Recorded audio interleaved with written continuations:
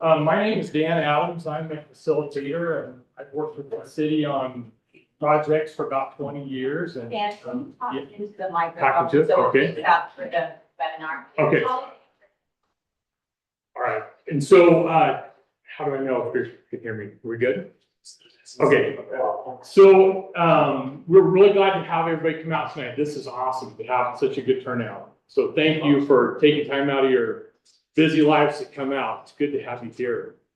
I'm going to walk through just a little bit what our agenda is for the evening, and hopefully we can get everybody's comments and questions addressed. So the mayor just reminded me to speak to the microphone, so I wanted to make sure we acknowledge the mayor is here, as well as several members of the city council, and we're glad to have them here. So part of the purpose of this meeting is, number one, is to inform everybody broadly about the entire project, what the whole thing is. So we're going to go through a presentation and walk through what is the history, what are the alternatives, how did we get to where we're at today. So we want everybody to broadly be informed. There's also, as a lot of you know, some folks that are pretty concerned about trees and about the 17 ash trees. So we're going to talk about those trees as well tonight. Talk about that process that we've gone through with looking at those. I want to hit a pause for a second. So, are we having people coming from the other group? Andy, what do we got? Yeah, we've got one that's being broadcast from the room next door here, so if you go there, saying that it's just a girl here. Okay. Can they hear okay in there? Okay. Okay, great. Okay. So that's what we're gonna try to do is cover those things. We had a neighborhood meeting in October, and at that neighborhood meeting, we were asked a lot of questions, and that's kind of where some of the big concerns came up about the trees. And since then, we've been able to go and meet with a number of people in the community, and a lot of questions have been asked. And so tonight we're going to try to walk through and address all those different questions that we've heard. After we go through and have this presentation, we're going to then do a Q&A, a question and answer session. And the way we like to do that, so we can kind of keep it ordered, is if you have a question or comment you would like to make, we'd like you to write them down on one of the 3x5 cards we have. Andy will be gathering those 3x5 cards, and he's going to then give them to Holly Wood, who's up here helping me. And Holly's also managing the Zoom webinar version. We also have going at the same time. And so people that are on Zoom, you can also, through the Q&A tab at the bottom of the screen, you can type in your question or comment there as well. So what we'll do then is, for the Q&A, we'll go through those questions, we'll kind of group them, and then we'll go through and try to answer as many of those as we can. After that, if there's still additional questions that you have that we haven't touched on, then we'll open it up for folks to ask those things. When we get done with all of that, if there's folks that still want to stay longer and talk, we have the overflow room set up with board maps, and so we can have folks come in there, and we're happy to stay and try to answer as many questions as we can. Okay, so ground rules. There's a lot of folks here, a lot of passion. You guys are all adults. I don't think we have kids here, and so we just want you all to be respectful. Let's not grandstand. Let's people have a chance to listen, to ask questions, and let's be respectful. If you can't do that, we're going to ask you to leave, and we just need you to immediately get up and go if you're not going to be able to abide by that simple ground rule. So that's really, it's just that simple. Also, your safety is super important. We do have law enforcement here. If you need to use a restroom, there's restrooms straight out by the overflow room, or you can go out to the left, there's restrooms. But if anybody feels unsafe or concerned about their safety, let me know at any time. We want to make sure you feel safe and comfortable. Okay, with that said, I'm going to now, we'll start our presentation. Unless anybody has any questions about the process. Yes. I thought we weren't allowed to drink stuff in this room, coffee and stuff. I remember a while back, I got in trouble for that one with mud water in here. All right, any, yeah. So if you, let's try to keep the rules not here. Any other questions about the process? Who Yes. do you represent? Oh, good. That's a very good question. I should have covered that. So like I said in the very beginning, my name is Dan Adams. I work with the Langton Group, which is a subsidiary of JUB. JUB are the engineers during this project. And what I do is help work with public involvement, facilitate meetings like this. Good? Okay. All right, let's go ahead and start with our presentation. I'm on slide 3. Okay. Yeah. Okay, you Where do ready? you want me to go? Let's have, go ahead and we're going to cover that. If I skip that, let's do this. Okay, I'm Weston Blon. I work for JUB Engineers. I've been helping with design and alternative analysis on the project. This is just a very 10,000 foot louder. 10,000 foot overview of the project. Might be a microphone. You can, Should we have him go to one of the other mics today? We can, I'll help a lot. You can come sit at one of these, it might help a little. Go sit one of Or those. just speak up a lot louder. I'll speak louder. Can you hear me if I speak like this? Okay, 10,000 foot project overview. The purpose of the project is to take water. We have Dewitt Spring up the canyon. It provides 70% plus of the water to Logan City for drinking water. The state has mandated that we need additional water out on the west side of town. We also need additional water down on the cliffside area. So this project is to take water from Dewitt Springs out to the west side of town and also down to the cliffside area. And you can see that outlined on this map. We have a water line from the Dewitt Springs pipeline to the tank. And then from the tank, there's a water line that runs down Canyon Road up to 300 north past the short dugway. And then 300 north out to 200 west. And from there, we can connect on to existing infrastructure. Really, this provides a, Sound volume up, sorry. sure. This provides a main artery for the water supply for the town, for the city. Really to get, instead of pushing water through our existing infrastructure and, which obviously the state has decided doesn't supply enough out to the west side, it provides the main artery out to that west side of town. It also, there's a little connection on Canyon Road from, Center Street. There's a well on Center Street. There's a little stub you can see on Canyon Road, down past 600 east that will connect, that Center Street well in a way that we can utilize it, to a greater capacity. So all of this will be gone over in greater detail as we go throughout the presentation. That's a very high level, project overview.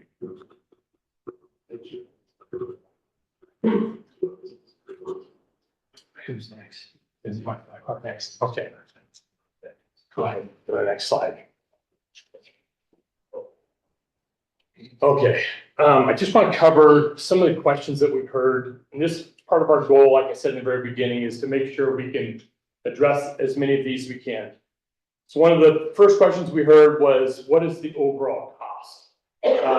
When we go through the alternatives here in a little bit, you're going to see that cost is definitely a factor in how we evaluated the alternatives. The recommended alternative right now is about $2.5 to $3 million less than the other alternatives. So people wanted to know what's the overall cost, because they wanted to also then weigh the cost of the difference of the alternatives. So we're going to cover that tonight. They also want to know what the schedule, we're going to cover that. The other kind of tricky thing is where the sewer line is located in the road, whether it's the center, the south, or the north of the road, that kind of dictates where the water line can go. So we're going to cover that tonight. That was a question that was asked several times. There's also about other tree options. So if the ash trees are removed, what are the options? What other trees can be put in there? Will the project impact the other trees? So behind the ash trees is like a lot of other trees people have in their yards. So we're going to address that as well. Is the project a foregone conclusion? And so that people want to know is this the end? Do we even get a chance to comment? And so, yes, you do. Clearly you guys are all here because we want to hear your comments. So there is no foregone conclusion. And then also, are there sidewalk or trail options? And kind of the idea there is, will it be a sidewalk on the north side of the road, or could a trail also be built? So are there other options types to sidewalks or asphalt or other trails? And so we'll talk about that as well. The other thing too, people wanted to see, what do the cross sections of this look like? So part of the challenge we've got here is the width of the road. So you can only do so much with the width without adding to the impacts. So we're going to go through and let you guys see what some of those ideas look like with typical cross section. And then also people wanted to know, what were the range of alternatives? How were they evaluated, and how did we get to the recommended? So we're going to walk through that with you as well. But the other question I have gotten quite a bit is there opportunities for compromise, or where is the compromise in this? And so we'll talk about that too. There's maybe some folks might be a little bit confused, because there also is a Logan River project that's happening at the same time. We just want to make sure you know this, that they're two separate projects. They're not related at all. And then also one of the questions we had was, you know, this storage tank, as Weston just talked about, is going to be built in the west side of town, or the east side of town. But could the water be developed from the east side of the valley and then brought in so that it wouldn't impact by having this pipeline built? So we'll talk about that too. And then the last two were, is there funding to offset construction impact? So this was a question about, are there federal or state dollars that could help limit impacts for a big project like this? And then also, how was the consultant selected? So we'll talk a little bit about that too. So that's kind of a lot of questions. So we're going to try to cover a lot of stuff here today. Some of the highlights of what we heard is that this is kind of an interesting. I haven't had anybody tell me, you know what, I want to stop the pipeline project, or I want to stop the water project. What people have said is, like, we know that this water project needed, but we don't want to have the impacts from it. And so how can we limit those impacts? That was a common thing I've heard. Also, there's a lot of people that understand that the city is the city is growing, and it has infrastructure needs that have to be met. So people do want to work with the city, is the other thing we heard a lot too. And I already mentioned that about alternatives. And also that people want to see transparency. So hopefully tonight we're going to be as transparent as we can possibly be with you all, and we can help address that concern. This part about don't just refer to 6 homes and 17 trees. Yeah, the concern on this one is, like, where's some empathy in a project like this? So instead of just saying, well, it's only 17 trees and it's only 6 homes, those 17 trees and those 6 homes have a lot of history. Those trees have a lot of history for people. There are some people that have pictures of themselves as a little child in front of those trees. So how can we look at the value of these trees beyond just dollar values? See that there's history with those. Also, trust is low. People want to have trust higher. And then also this part about having a desire for projects that benefit the entire community, that don't just add value for certain people and impact others. And so looking at projects the city can do that bring value throughout the entire community. Okay. Let's go ahead, and I think we probably, okay. Oh yeah, there's a number of folks, actually there's a number of folks I talked to before the meeting started that are very excited about trails, about connectivity of those trails throughout the valley. That was also reflected a lot in master planning that probably a lot of you participated in, and other plans that take place in the valley. We're going to talk a little bit about those and point out where you've already worked on that quite a bit. And then also just this part about improving pedestrian and cyclist safety. That's always, I've worked on transportation projects in this valley in the city for 20 years. So we've always heard that people want to have that safety. And then also this part about, like I said, this is more than just where those 6 homes are. We want to make sure we talk about the entire corridor and where there might be impacts elsewhere in the corridor as well. Okay. Zane, do you want to? This is Paul. Oh, it's Paul. Okay, sorry. Thank you.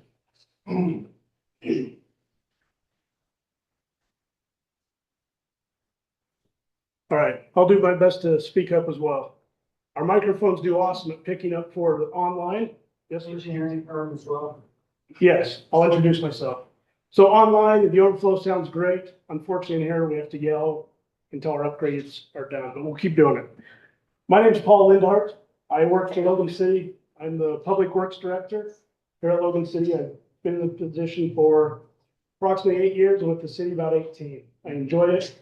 Probably first off, I just want to thank everybody for coming. I think this is the right way to do it, public meeting. The more people we get, the better it is, so thank you very much. From a high level standpoint, I wanted to really touch on kind of how we get these projects. Where do they come from type thing. Here's a list of just some of, you hear the term master plan all the time. Cities, states, counties, we do these master plans to help address the needs, identify the needs, and then how are we going to address them at a high level. Some of the master plans that have been previously written and used in the development of this project, you can see listed here, going back to 2015, 2016, and subsequent years for bicycle and ped master plan, transportation master plan, water master plans, and all of these. Each of these master plans go through a process where we typically hire an engineering firm to come in and say that has expertise in it, say, hey, help us identify our needs, help us grow appropriately, help us plan capital projects so we spend our money effectively. As we develop those, it goes through a public comment period. It goes through trying to get stakeholders and others to input on that. Water master plan specifically, we have a water advisory board made up of community members that are interested. Could be from the commercial industry that have stake in it. Could be neighbors, your neighbors that are just interested, that want to be on this advisory board. We have several in attendance tonight. They help us develop and vet, proofread, review that. After that, it comes, some of those will go through a neighborhood process. The Wilson neighborhood plan was developed this year. It's still in the draft mode. Will be completed, I assume, in the coming months. Our community development department puts that together. But there's a lot of, that one even had surveys from the neighborhood. Hey, tell us what you're interested in. Tell us what your desires and priorities are. They'll then go to a city council specifically for transportation, water master plan, those types. The city council actually holds a public hearing, reviews that, and then will adopt that as a guiding document for our city going forward. And I just wanted to give some background on those plans. I need to do the same thing here, don't I? Okay. Now getting specifically to this project, the master plans have been developed. You saw one from 2016 and one that said 2024. It's currently in draft version. We hope to present that to the city council and have adoption of that in the coming month or two. Things have been identified in there as needed water system improvements, specifically where a storage deficiency. That is we'll get into more detail on that, but a state division of drinking water puts requirements on municipalities for sizing requirements. And we have identified a deficiency in our storage.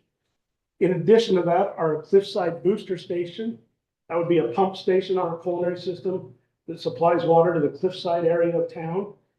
It needs upgrading and redundancy because it's currently deficient in what it can do. And then additionally, pipelines to the lower zone, just the lower part of town, the cliffside zone and everywhere else in town to help give better water quality, sustain pressure, those types of things.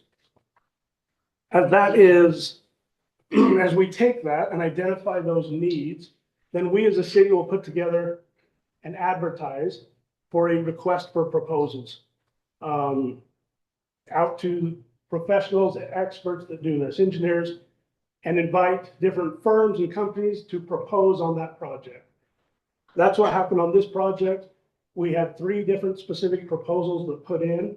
They submitted saying, we want to do this work for you. Here's our approach, here's our qualifications. Here's how we would do this. We then review that. In this case, we reviewed the written proposals and subsequently held oral or in-person interviews with their team. And through that whole process, try to select the most qualified firm to do the work. You've heard JV, you know they're involved with that. I will introduce Zan Murray with James B, who is the project manager that was selected to lead this project. And that's background of how we got to there.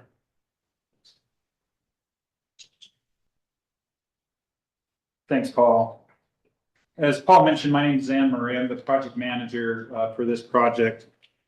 It's been an exciting project. It's one that's important to the community. There's a lot of serious things that are affected by this and a lot of positive results that can come from this as well. So just to give a little bit of background about myself, I am a Cache Valley native. I grew up in Mendon. We currently reside in Wellsville. I've worked here locally on projects in Cache Valley since 2000, well, since 1998 when I started my career after graduating from Utah State University. I've seen many of you in different projects and other capacities. I have friends here and I appreciate being part of the community. It's one of the reasons why I enjoy civil engineering so much, is the fact that I get to try to make our community better. And sometimes that's hard because it impacts people. So we try to look holistically at projects and try to do the best thing we can to make long-term improvements to sustain ourselves and our viability and lifestyles. So we try to keep that in mind as we go forward. As Paul mentioned, we were fortunate enough to be awarded the project back in 2001. We've been working on this project for an extensive amount of time. And as we go through this project, I just wanted to outline the project purpose, and I'm going to walk you through how we sort of got to where we are now. As outlined in the water master plan, Paul talked about those deficiencies. The important things that we want to accomplish with this project is to improve water quality, flow, and pressure. We wanted to be able to make those things happen across the entire community. As Paul mentioned, this project affects the west side of the community, the central part of the community, and the cliffside area as well. So it's a holistic community project. We need to meet those state water storage requirements that are requirements mandated by them to meet the requirements the city has to follow. And then obviously plan for future growth. You know, the community continues to grow. It's something we want to do and do it in a managed way and keep ourselves prepared. So I liken projects like this to a puzzle. They're not like just putting a simple water line in the street. Projects of this scale and magnitude are like puzzles. There's different pieces that have to be brought together. There's the water part that has to be brought together with the street part that has to get brought together with the community part. And when you bring all those together, hopefully you can get a picture of what you see when the puzzle is put into place. And that's what our goal has been as we've been working on this project, is to be able to create that puzzle so we have a long-term vision of what Logan City can have happen in the community. So people have asked about the project history. When did this start? Paul alluded to the fact that we started with master plan back in 2016. From that master plan, projects were outlined to move forward and try to advance, to prepare for the growth needs and the deficiencies of the city. In 2017, there was a specific study done about where to locate the water tank. And then in 2021, as Paul mentioned, they went through an RFP process, a request for proposal process, to select the consultant to do the work. And so that's when the work started, was early 21. As you look through that calendar of months, you can see some of those things that have occurred over time. We went through and started with the design in June. We went through and did a lot of extensive analysis about different alternatives, and we'll talk about those in a minute, of ways to get that water from the tank to the location where it needs to be distributed. Then we've gone through and worked on specific alignments. We narrowed those down. We'll talk about that process, as I mentioned. We also did a detailed utility investigation to understand what these things are and what we need to avoid and what's going to impact the project.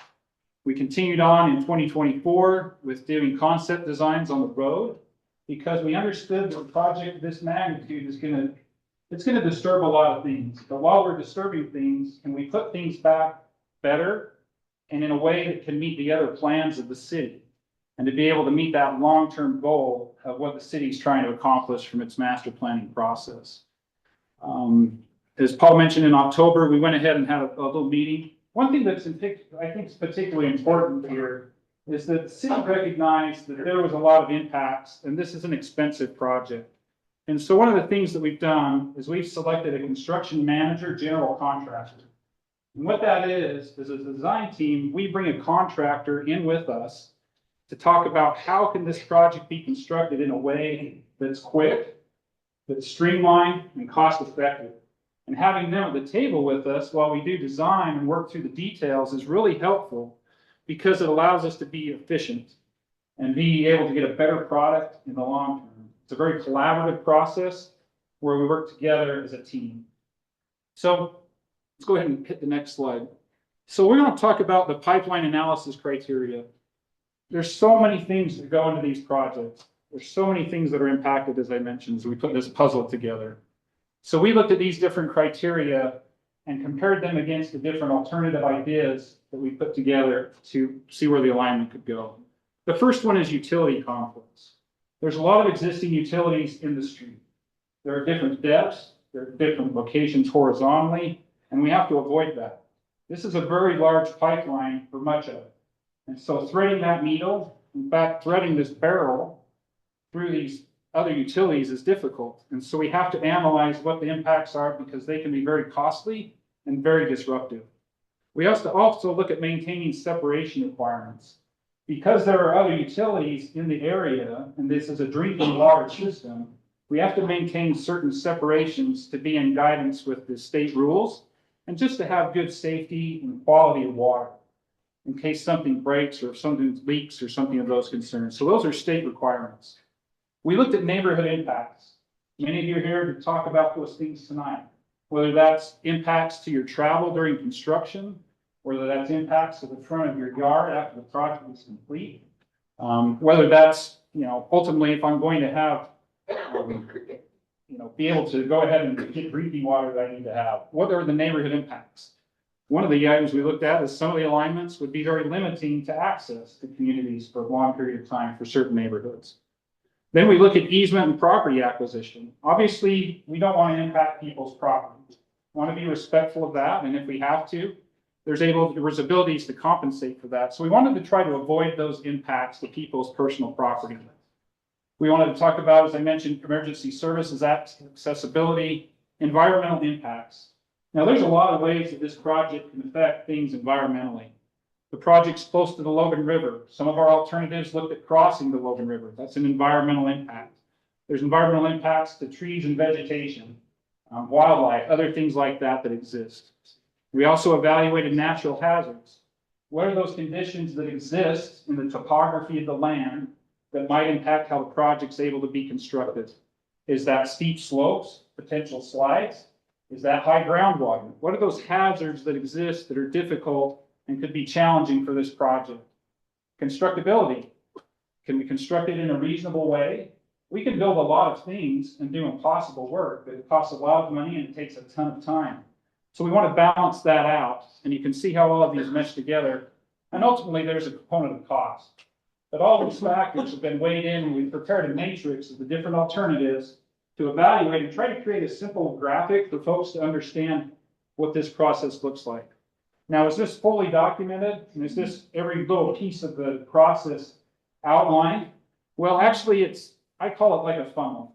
You start at a very high level analysis with all of these different alignments. And then as you get more and more general information, you start to whittle down your alignments. You start to figure out which ones are still sustainable and functionable based on those criteria. And so we're going to talk about how we went through this funneling effect to work towards our preferred alternative we have at this point in time. So on the screen, you'll see 7 different alignments. We've actually evaluated all 7 of these in the matrix you'll see shortly, but I just want to overview these and talk about some of the pros and cons and help you understand where we got to where we got. So the first one, I'm just going to start at the top, which is alignment 5, and then we're going to work our way south, if you will, okay? So alignment 5 is the yellow alignment. That alignment would start down by the mouth of the canyon by First Dam and proceed up 400 north, over the hill by the university, and then go down to the service area where we want to connect near 2nd West. There's some challenges with that project. Number one, and most importantly, is that where we connect onto the pipe and getting over the top of that hill, there's not enough pressure to get over the top of the hill. We would have to pump all of that water. And that's a pretty expensive effort. We'd also have to try to connect it to the tank and then get it to go back out. That's also in a state highway. That's very disruptive to traffic. It's very expensive to rebuild a state highway. They have a lot of depth of asphalt. That's expensive to do. They also have a section of the road down below 6th East to Main Street that actually has concrete underneath the asphalt. And that's just been from experience that I've known on past projects I've done with the city. That's a very expensive thing to do, to cut that all out, to build that and construct that. So that's a little bit of an overview of that alignment. The next alignment is the light blue color. That light blue color would follow from the tank, it would follow the alignment of the Logan and Northern Canal. Now that Logan and Northern Canal is in an easement owned by the canal company. It's not an easement owned by the city. The city doesn't have rights to actually be in that, to do different things like corner and block. So that would require the city to acquire an easement to be able to work with the canal company to make that work. There are also other concerns. Some of you mentioned in your comments to us about landslides. It's an obvious issue that exists in this area. And that's a concern as well along there. There would need to be stability taken care of, other things done that cost additional funds to be able to make that alignment work. It's also very narrow. As it climbs up and gets towards 4th North, that is basically a track hole width wide. To be able to put a 42-inch pipeline in that is extremely difficult and be very expensive, and we'd actually have to widen that out just for constructability's sake. And then ultimately, we pop out on the 400 North, and those issues that existed earlier with the concrete and the asphalt and all of that, those are other expenses that are related to that alignment. The dark purple alignment is, let's see, is that brown? That's brown, okay. Colorblind from this point. The brown alignment, we're going to go ahead and hit that one first. That's going to be the 2nd North alignment. This is a pretty good alignment. It's not bad. What we do is we start at the tank and we work our way down Canyon Road, and then we get to Crockett Avenue. Now this is where it gets a little tricky. Crockett Avenue, there's a well sitting right there. You've seen it on the north side of Canyon Road. That's a very important well to the city. There are a lot of pipes that come out of that. And underneath Crockett Avenue, I'm not sure how much space there is, but there's a drain line, an overflow line, and a water line, and there's a bunch of existing utilities sitting inside of that road. That road alignment and right-of-way is also very narrow. So in order for us to be able to put the pipeline there, we would have to acquire different additional right-of-way, which would impact adjacent property owners, or we would have to reconstruct all of these utilities. Extremely disruptive. The other challenge with this alignment too is it adds additional footage or length. The cost of this pipe on average is around, well, it varies depending on the situation, but the cost of this project per foot in pipe is between $1,000 and $1,500 per linear foot. So you can imagine as we add footage, the cost goes up. And that's not just for laying pipe, but that's for adjusting utilities, paying for asphalt restoration, sidewalk restoration, and other things like that. So then we talk about the Canyon Road alignment. I'm going to skip and cover that one at the very end. The dark blue alignment, very similar to the brown alignment. It does have a little bit longer length, which means there's more utility impacts. First North is a pretty good corridor. It does have some open area to go down through there, but there's still going to be impacts to existing curb, gutter, and sidewalk. And then there's the Crockett Avenue item. One thing that I failed to mention with the brown alternative, and it'll be the same with the blue, orange, and green alignments, is when those alignments go back up to 3rd North to head west to go connect on, they have to go up the hillside onto the boulevard. Now, we talked about landslide concerns a few minutes ago that exist along the canal alignment. Those landslide issues and slope stability issues also exist between Canyon Road and the boulevard. We have a geotechnical engineer, professional that does those items. He came in and did borings and looked at the hillside stability. How will this hillside perform in an earthquake? Will there be movement? Obviously, in its static condition right now, it stays pretty well. We see slides occur occasionally, but we also look at those emergency situations where there's an earthquake and what might happen.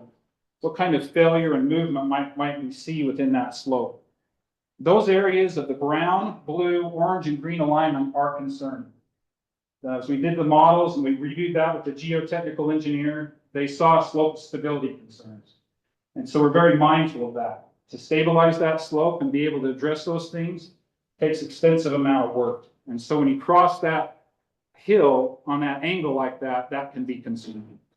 As we talk about the orange alignment, That alignment comes down Canyon Road to 970 East and then traverses through River Hollow Park. That's a pretty clean alignment. It works pretty well. The challenge that we have is when we get to River Hollow Park, in order to get to Crockett Avenue and then cross and get down First North, we have to go through this little narrow area of very little easement that has the Crockett Canal sitting in it. The Crockett Canal essentially fills that easement that's there. Many of us are familiar with the Little Logan River. That's also there. It's one and the same, if you will, at that location. To put this pipeline in that alignment, again, would require easement acquisition. We'd have to work with that canal and the river and do a lot of different things along there. And then the other concerns we talked about with the alignments would exist as well. The orange alignment we just covered. The green alignment is one that was a hybrid of what was put in the master plan and some additional thought that we had. That was to come across the Logan River by the water lab, okay, and then go around and get onto Sumac and come around through that neighborhood and then work our way back across the river and then head down First North. Now, the challenge with that alignment is a few items. 2 river crossings, which are difficult and impactful. Also, the alignment through Sumac. It's a beautiful neighborhood. It's a great place to be. It's quiet. But it's also got windy streets. And straight pipes and windy streets don't necessarily work really well together. They're impactful. We have to maintain this 10-foot separation from the sewer line. And so doing that and navigating through that windy street becomes very impactful. We would be outside of the right of way. We'd be having to relay sewer lines. And so as we looked at that, those were some of the concerns that existed with that alignment. So let's go ahead and head to the next slide here. So what we did is we took all of those alignments, okay? Basically anything that was feasible as we worked through this funnel of modifications and alignment, and we looked at those on a matrix. And we created this simple figure to rank low, medium, or high impacts against those criteria that we outlined. And as you look at that, we basically look out and say, okay, how do they come out on the right-hand side, the impact conclusion? We looked at it and found that the lowest of those impacts was the purple alignment or Canyon Road. Let's jump back to that for a second because I didn't cover that in detail. Okay, so let's talk about Canyon Road, which is that purple alignment. What works well with Canyon Road is we know that the shortest distance between 2 points is a straight line. It is shorter than the other alternatives. So it is least cost because we're not having to lay additional pipe. The other item that exists here is we really don't have any property impacts when it comes to owned property. I'm not going to say that there isn't property impacts to people's frontages. That's a reality. And anywhere we go with this project, we're going to have those things occur. Whether it's in someone's front yard over here or someone's front yard over there, it's going to exist. And that's the hard thing about these projects, is that they're so impactful, some people just aren't in the right spot and they get impacted that way. And it's too bad. And it's sorry to see, because I've had a lot of conversation with folks about those front yards. Dan mentioned the picture in front of the tree. I've had stories and sat in people's front rooms and we've talked about how they swung in the tree as a kid. I recognize that. I climbed around in the willows in Mendon for all of my childhood. And it is hard. And I appreciate where people are coming from with that. As Canyon Road comes down, we get down to 6th East. And we mentioned the challenges of going up the hill along the boulevard, getting up, and the landslide issues with the geotechnical engineer outline for us. At that location, just east of or west of 6th East, going directly straight up the hill is the best way to get that pipeline up onto 3rd North. If there's any concerns, the concerns are minimal there based on the geotechnical analysis. It's also straight up and down, so if there's any activity that happens, we just have to stabilize a certain portion of the hillside. And so that comes at a lower cost as well. Then once we get over onto 3rd North and go down that alignment, there are impacts to businesses and other property owners there. But there's another good corridor in that location to be able to take the pipe down. Main Street's going to be a difficult crossing regardless, and we're working closely with UDOT to take care of that. So that's a summary of those alignments. So let's top down to the matrix again. Thank you.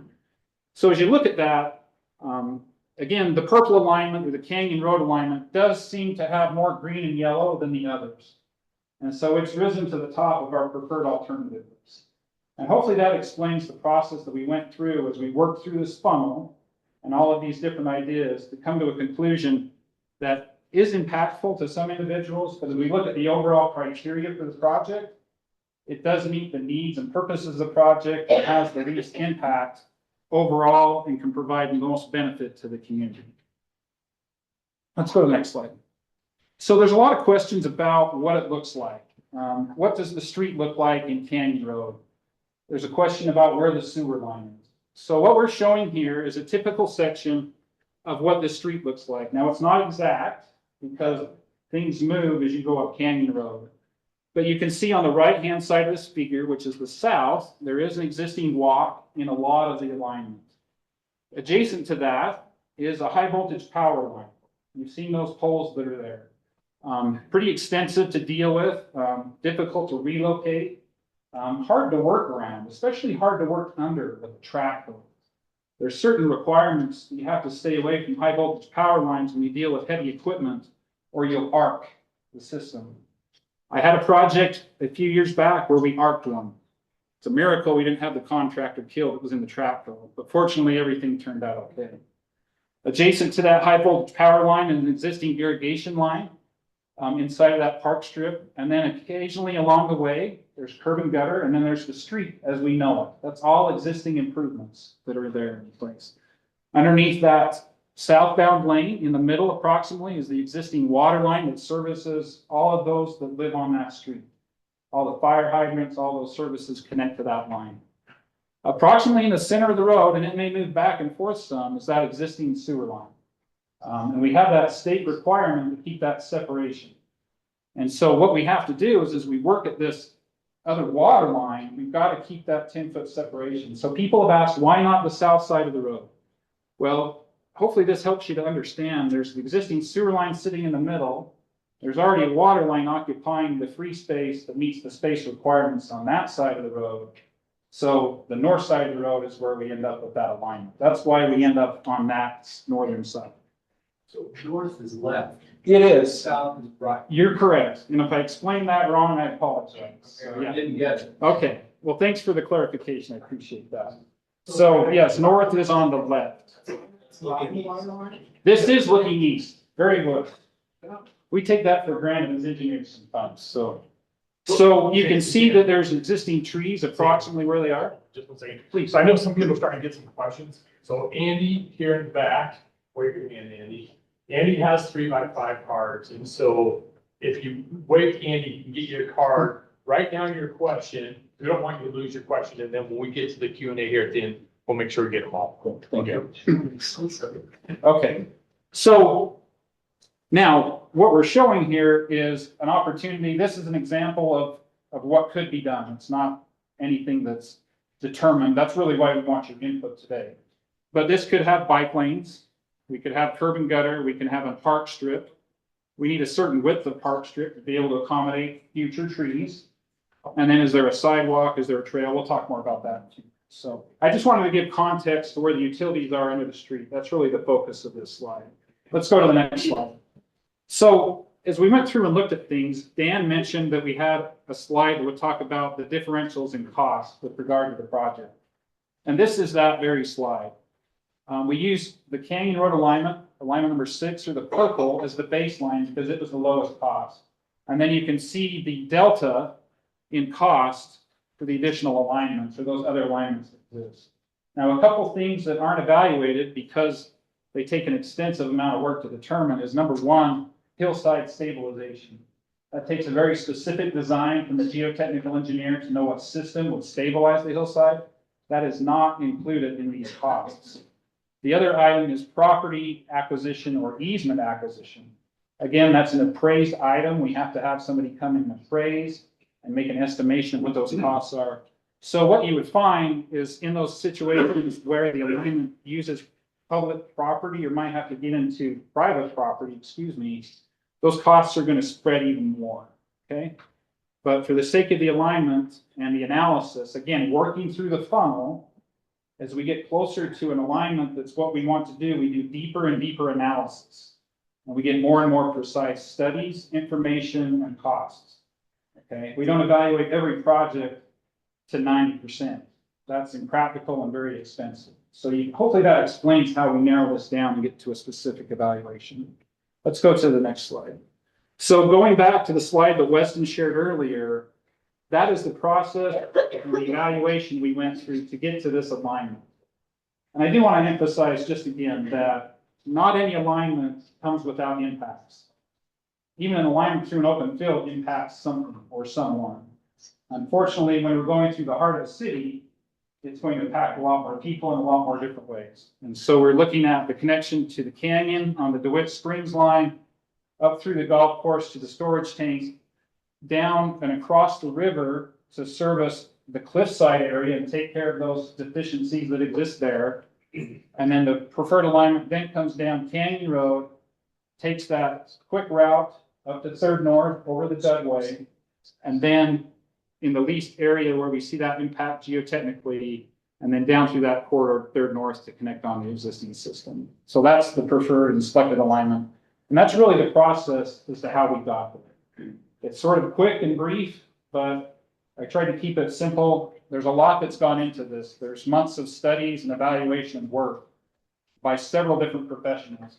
Again, Paul and the city staff went through a qualifications-based selection and evaluated the team and the experience and how much people are familiar with this type of project to try to give the city the best product. And again, we were really excited about our team and all the extensive work that they've done on the job. People asked about the preliminary construction schedule. We're looking to start next spring in 2025 with the Quailway water line. That line will be in the street primarily, again, a windy road, but this pipeline is smaller in diameter, so it's not so impactful. In the summer of 2025, we'll start with installation of the transmission line starting on Third North. That'll allow us to be able to do some things to get ready for Canyon Road improvements, taking in comments that we get from you tonight through this process and consider those as we look at the roadway corridor design, and then get those implemented into the design of the water line and roadway improvement projects. Looking at those to happen in spring of 26, and hopefully be able to progress through that project quickly during that summer and reduce the impacts to those of you that live along that corridor. And then with everything going well, we'll wrap things up in the spring of 2027. So that's our rough construction schedule to give you a sense of how we're looking to go forward. And with that, I'm going to turn over to Darren and let him talk about another part of the project that many of you are interested in. Thank you, Zan. Darren Farr, I'm the city engineer, and we want to pivot. We talked a lot about water lines, and now we want to pivot, talk about the roadway improvements along Canyon Road. We have this project that's going to do a substantial amount of damage to the roadway as they build this water line through it. We have an opportunity to reconstruct that roadway at a fraction of the cost that it would normally cost us to go in and update the roadway. And so we want to take advantage of that opportunity, economies of scale, to leverage our ability to construct improvements and update the roadway in that area. And so Paul talked about the master planning processes that we have. And we have a transportation master plan, a bicycle and ped master plan. There's also been some neighborhood master plans, and they all have ideas and criteria that they offer to help us understand what we should construct when we do improvements for our roadways. Some of the things that we've looked at is that we need to be able to provide a corridor for vehicles. People need to get back and forth. We need to have facilities for bicycles and pedestrians, safe facilities, so people feel comfortable moving through the area. And then a streetscape that is complicit with the feel for the neighborhood. There's a great feel for the neighborhood down there on the island, and having that stay the same is definitely a goal the city would like to encourage and keep. So as we started looking at all these criteria, we looked at what was said in the Wilson Neighborhood Master Plan, and there's been a couple of things that kind of jumped out to us as we looked at it. There was a question that was asked, what's the best thing about living in this neighborhood? And the second highest response was parks, trails, and recreation. So we identify that. That's That's a key criteria in how we want to move forward. The second, and another one was, how can transportation improve? The highest response was focus on walking and biking with more sidewalks, crosswalks, and bike lanes. So we hear you. We've listened to that. If we move to the next slide, it's some of the comments, the recommendations.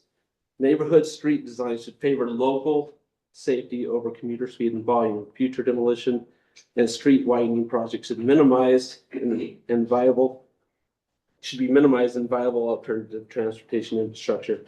And then another comment, public infrastructure projects should involve local residents and analyze impacts and explore alternatives prior to implementation. So we've heard that and we're listening to those items. We also have our transportation master plan. As the transportation master plan looked at this area, it identified that Canyon Road in the future likely need to be classified as a collector road. Now, our typical collector road is an 80-foot wide right-of-way, which is larger than what is currently there for the most part. But as we look at it and we look at the feel for the neighborhood and we look at the responses in the neighborhood plan, there's other collector road alternatives that we've identified, such as our gridded connection residential collector street cross section. That's also a collector alternative that could satisfy that at a much smaller scale in a manner where we are able to keep that right away to the same amount. So there's opportunities and we're looking at that. And the idea here is that, again, we're looking for feedback. Please provide us your comments. There's a place there's a QR code that you can scan, or you can provide us written comments or email comments as well. Finally, let's take a look at some of the things that we can accomplish with this area.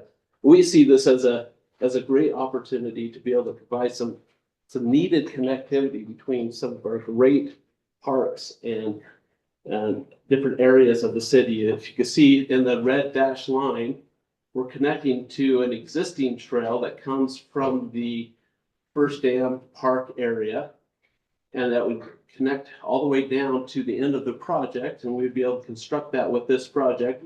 It would tie in the Canyon Road Memorial Park, and it would set us up for a future connection that we're working on funding for to get that trail all the way down to Merlin Olsen. And if we turn to the next slide, we see that actually becoming something that could ultimately get down to Trapper Park. And this is a very wide objective of trying to be able to benefit the citizens and provide trails and connectivity and that amenity that is highly desirable from our citizens. And with that, I will turn the time back over to Zan, and he will finish up our presentation. Thanks, Darren. So Darren outlined the needs for these types of improvements that are based upon the ped and bike master plan, the transportation master plan, and input from the Wilson neighborhood plan that's being worked on right now. So I'm just going to show you a couple of examples of what some of that corridor could look like. People are asking, what would this look like? What could it look like? Well, Darren explained what some of the big picture purposes are of this corridor, and what the plan of the city is to try to do to create some of that linkage through this area from the canyon to Merlin Olsen Park, and then eventually that could grow down to Trapper Park. So I'm going to go ahead and show you what some of these options could look like. It's a little bit better, easier to see on the screen here, but again, you can see the utilities that are there. But what I want you to focus on in this example is the idea that we've got a little bit narrower street. And in this example, it's a bike boulevard. Many of you have seen the sharrows on the street. If you were to ride down First East in Logan, you'll see these painted sharrows to where it promotes some bicycle and vehicle cooperation together. This is an idea of what that could look like inside of the corridor. In the instance of the shoulder, you can see on the left, we've got a park strip sufficiently wide to put in some trees. One of the things that people have asked is, if you replace the trees, what would that look like? As we talked with the Public Works Department, as we talked with the council about this, they're very interested in putting back in something that's fairly substantial, that can start and grow fairly well. we're talking about 2, 3, and 4-inch caliber trees. That's sort of the diameter of the base. That you can easily plant, but they're highly sustainable. And they won't die. You know, it's hard when you put in a little sapling like this, it's hard to keep that going. But the city wants to invest in replacement trees that have some ability to grow and create that environment back as quickly as possible. So that's this alternative. In this alternative, now we take the bikes off of the street without the sharrows, and then we construct a 10-foot shared use path. And if you go up more by First Dam, and you see that wider path that exists on the north and east side of the road, that's a shared use path where you get pedestrian use and bicycle traffic on that same path. And so this is just another idea with a park strip that allows trees to go into play, but you don't have the sharrows, you don't have the bikes in that location. And then a twist on this alternative is perhaps in front of Memorial Park, we want to widen that out and put a little bit of parking. Okay, now here you just take and eliminate the park strip and push that curb and gutter over next to the trail. And it allows for some parking for people to stop and visit and take use of that Memorial Park. This is just a twist on that. So the one thing that we want to get your comments on, and we hope that we can, is what are your thoughts about these different components? Not about one alternative to the other as we've drawn them, but these are like puzzle pieces again. We can go ahead and mix and match. To Dan's point earlier, though, we only have so much width to work with until we get out and impact other people's property. So we want your input about if you live along that corridor, if you use that corridor, what's valuable to you? And the city wants to receive that input as they look at making their decisions on how to design this and put it together. So with that, I just want to highlight the overall project benefits because we've talked about the purposes and requirements that are here. But again, we talked about improved water quality, flow, and pressure with the water line. We talked about meeting the storage deficiencies that the city has. The project can construct those water lines to meet overall growth of the city's needs. We'll look at the redundancy and the help to the cliffside area. And then look at those vehicle corridors, right? Look at those master plans to try to help traffic move through there at its appropriate level, but also maintain the character of the neighborhood. Bicycle mobility is a goal that's here that we want to have occur with the project. And again, safety for pedestrians, safety for those that are traveling along the route, whether they're in the neighborhood and walking their children down around the block to the River Hollow Park or the Merlin Olsen Park, or those that are passing through and heading up to Herms to get some breakfast. Whatever that is, we want to promote safety along that way. And then look at, again, we're maintaining some type of a character or creating some type of a character that's uniform and consistent. And that's really one of the goals as well. Looking at some type of a streetscape that can be carried through that area from 6 north or 6 east up to 1500. So with that, I think we're there to have questions and comments to go. I'm going to turn it back to Dan. Okay. Was Zan just talking about that we want to make sure we're getting comments on all of this stuff. And so if you scan that QR code, it does take you to where you can make a comment, or you can also send an email to logantank@jub.com. So there's also in the other room, we have a big old stack of comment forms if you would prefer to just write out your comment. And we'd love to get your written comments there. The other thing I want to make sure we do is that there was a number of folks came in when we're trying to get everybody in and not everybody signed in. It'd be very helpful for us if you could sign in, because that way we can make sure you're on our email distribution list. We can help keep you all informed as things move along here. So make sure if you didn't sign in that you do sign in. I think there was, also if we don't get to your questions or concerns tonight, because there's a lot of stuff, please know you can also send us an email there and ask to meet with us as well. And we're more than happy to visit with you and keep on visiting. If you want us to come out with your home or your property and understand what's going on, we're happy to do that. Okay, so if, Andy, are you having those questions? Any others? Lots of questions. Looking forward to seeing your address and, You're welcome. Thank you. Yeah, yeah. No, my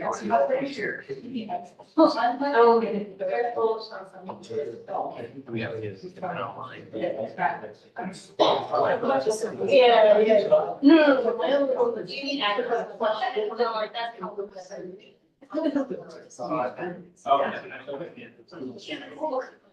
Just take a look and see if these can be roofed. You guys those. Okay, and then for these.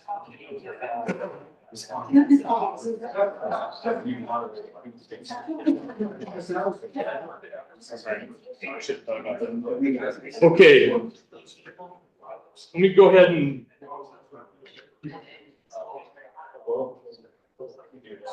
Start off here. Paul, I'll kind of look to you if you have thoughts on what you or Darren want to add.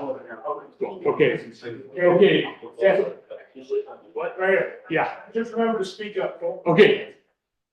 All right, so I'll go ahead and start off here. The first question, and there's no rhyme or reason, I'm just grabbing what we've got here. What would 3% per individual household, I don't know what that means. What would 3% per individual household? Does that make sense? If you go with one of the other choices, you're talking about a 3% increase. We don't know what the total cost is. We sort of glossed over and said, okay, this is the best choice. All the others cost more. And then while you're at it, which one do you like that? You know, what do you want it to look like on the Canyon Road option, which you said was not a foregone conclusion. So what does 3% look like for the city of Logan, for people who are paying taxes? What does that look like? Okay, so the overall project cost is approximately $50 to $60 million. So what does the differential cost come to for the alternative? So that $3 million to the next available one is about $18 a year per connection or household in cost. So every household, there's about 12,000 connections inside of Logan City. In order to pay that back over 20 years at a loan, which is what would be basically you've done to clear that distance, it would be $18 per home for a period of 20 years. That's on a per month, or excuse me, per year, it'd be $18. Okay. Does that get your question? I can pay it now. You're gonna pay all of 18? $19. Okay, for 20 years. I'll write the check right now. Yeah, this one kind of goes off where you ended there. Will the project go up 600 east, Steve Dugway, up the old Dugway, up to 300 north? Great question. Actually, it goes up neither of them. It will go west of the short Dugway, but it will go almost parallel to the Dugway, but basically perpendicular up the slope and then match right at the top where 300 north ties in. So that's where the alignment would connect as it goes up that hill to avoid some of those geotechnical issues. Okay. What would you say are the top three alternatives that would preserve the historic section of Canyon Road? You talking the line? Oh, yeah. What are the top three? The top three alternatives that preserve the historic section of Canyon Road. Okay. Well, if we're thinking and defining the historic section of Canyon Road, like I'm assuming that's from 6th East to Crockett. Is that what we're talking about here? Yes. It depends if you know, where your perspective is from that. Obviously, if you were to look at the alternatives to see what those were, it would be the ones that avoid that. And so that would be my response to that. That would be the case. Okay, folks, some of these comments they're just inflammatory. They're not asking for anything that's gonna add anything tonight. So just so you know, we're not gonna go to those. So far, they've been excellent.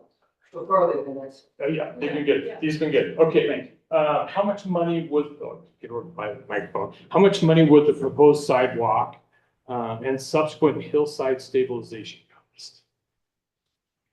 Do you want to answer that, Wes? Or you want me to? I can answer. Touch base on that. Why don't you cover that one, Weston? You've been working on some of those specific costs. So the question, just to clarify, is sidewalk, and when you say, the hillside stability that comes with that, so the retaining walls to get the sidewalk in. No, stabilization to get up the hillside.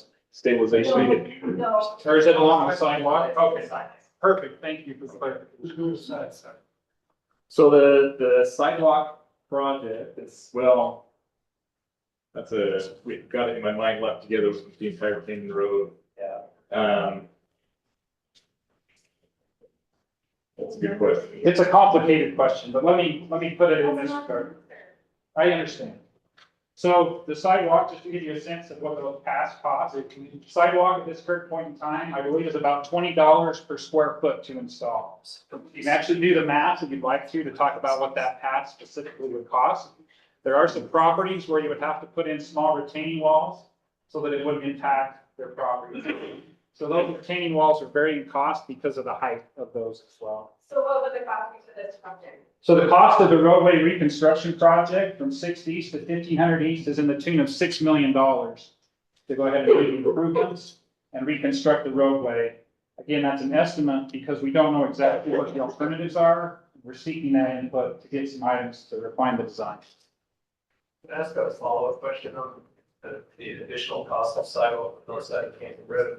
How much additional would it be, say, to use 400 North as the alternate? And they're having a lot of roadway work with, right, need to add sidewalk and in additional. So, Question. yeah. No, thank you. So the question is, what would be the delta in cost to use 400 North? Now, keep in mind, as we talked about the 400 North alternative, is that it's not feasible because we have to put in a pump station to get the water over the hills. So, including that, that's not been evaluated because the city's not interested in pumping that volume of water because of the long-term costs. It could be a lot of money. We can calculate what that might be and provide that for some information, but the city, it's pretty extensive. Anything you want to add to that, Paul? What you're saying is you haven't calculated any other product. No, we calculated the cost. If you saw the delta. Oh, the question is, we haven't calculated other costs of the other alignments. We actually have. If you go back to that slide, you can see the differential cost between those different alignments that are there, okay? And that's with regard to the pipeline improvements and utility relocations, but it does not include property acquisition or hillside stabilization because those items need to be further defined to be able to calculate the costs. Thank you for the follow-up question. Should I give you? Yeah, sure. I want to refer to this photograph of that. For this question. Okay. Gotcha. You know what? Do you wanna? You walked all the way up here, do you? Yeah. Yeah. Yeah. So I'll hold this one. I'm Suzanne Janicki. Suzanne, we just. Yeah, so I'm a retired geology professor and I've been studying the Logan Bluffs landslide. And I'm surprised by your geotechnical results because there was this catastrophic landslide just to the west of where you're planning to go across. In 1916, that collapsed the entire bluff. And then they dug away neighborhood where the ash trees are, so that big cutout of the bluff is an ancient landslide too. So to me, it looks like that part of the bluff is particularly risky from landslides, and so the cost of mitigating the landslides, which don't always work, right? It's not a perfect engineering thing, might be greater than moving the pipes on the south side for that section or going some other route. And since I'm just curious, I'm surprised by that result because this is a very shocking catastrophic. And you maybe you've seen it, and so that was my question I shared with you.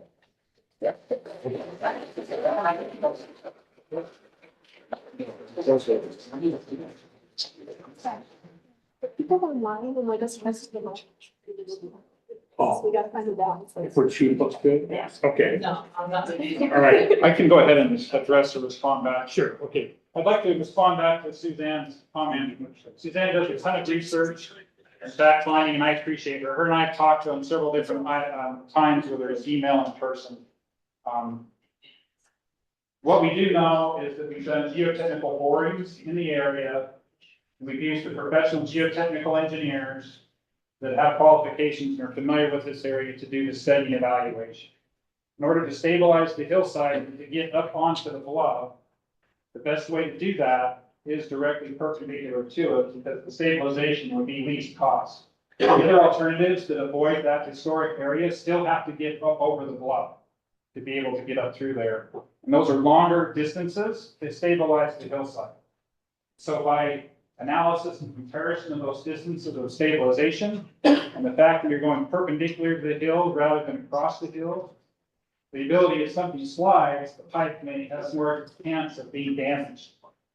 So it's also easier to mitigate the risk and less area of risk along the pipeline to do that where the alignment is at. I don't discount what Suzanne has said at all. We're not in the detailed design of that specifically yet. The Geotech is finishing up their report, but that's something that we're addressing. So thank you for that comment. Okay, hold on. We got a number of, I know some hands are starting to come up. We've got a number of these we need to go through. Sorry, it looks like Zan and I are doing a dance here. It's because we're getting online feedback that if we get too close, it's too loud. So we're trying to find the right.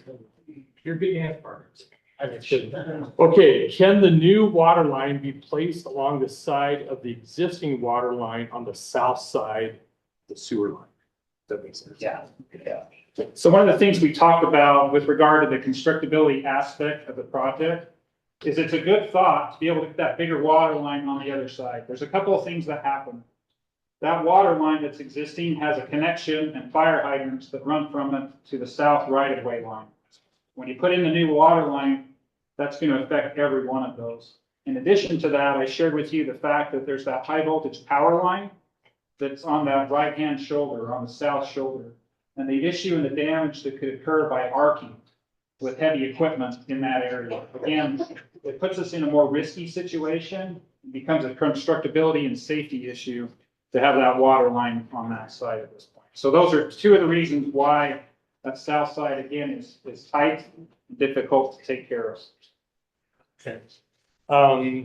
Have native trees, xeriscape plants been considered for landscape solutions? I would say that with regard to the final design, we haven't got to that point yet. But it's definitely a suggestion that we would take and consider as we have the landscape architects look at these items to prepare and restore back the area. How much does the purple line cost in total? How would the extra money needed to reroute the pipe affect the city budget? I'm going to tag team this with Paul, okay, if you don't mind. Sure. Okay. So how much is the next additional alignment, right? How much does the purple line cost in total? Okay, yeah, excuse me. So approximate cost for the purple line is between 26 and $30 million to construct that section of the pipeline. Now, that's just for the transmission line, Weston, am I correct? That's just the 42-inch, the main transmission line. That does not include Quellway. It does. It does include Quellway. So that total project that we talked about, excluding the tank, is 26 to $30 million. And Paul, you can maybe address how that affects the city budget. Sure. As mentioned several times, the project's been contemplated at higher levels for years and years. And so it's been part of our capital improvement plan from a budgetary standpoint for at least 8 years. So it's been incorporated to water rates as part of that capital improvement plan. Now, not the entire cost of that is paid directly through cash reserves through rates that the city has, but a portion would be through cash reserves and the rest would be through a loan that the city would go get like they do with any other large capital improvement project. The wastewater treatment plant, for example, or other large ones. We seek those funds through several means. Bottom line, it would not affect the budget in a new way today or a new way tomorrow. It would continue as it has been projected for the last 5 to 8 years. But fair? I'll maybe stay here for a second, this one. Has the city council approved the preferred alternative? And was the preferred alternative determined before or after JEB was done? Do you want to restate those louder? Where are those cards coming from? Where do we get them? You can, this gentleman right here, if you would like to. I think Ben will want them. So the first one said, has the council approved the preferred alternative? To give a little bit of a insight into that, and I guess city administration, in a maybe you can check me if you need to. In a strong mayor, full-time mayor type government, the city council is in charge of budgets. They don't get involved in, detailed plans, but they approve budgets. So the city council technically would not approve an alternative alignment, but as opposed to a budget for that alignment, and then it'd be, the mayor and city staff would approve it and select the preferred alignment.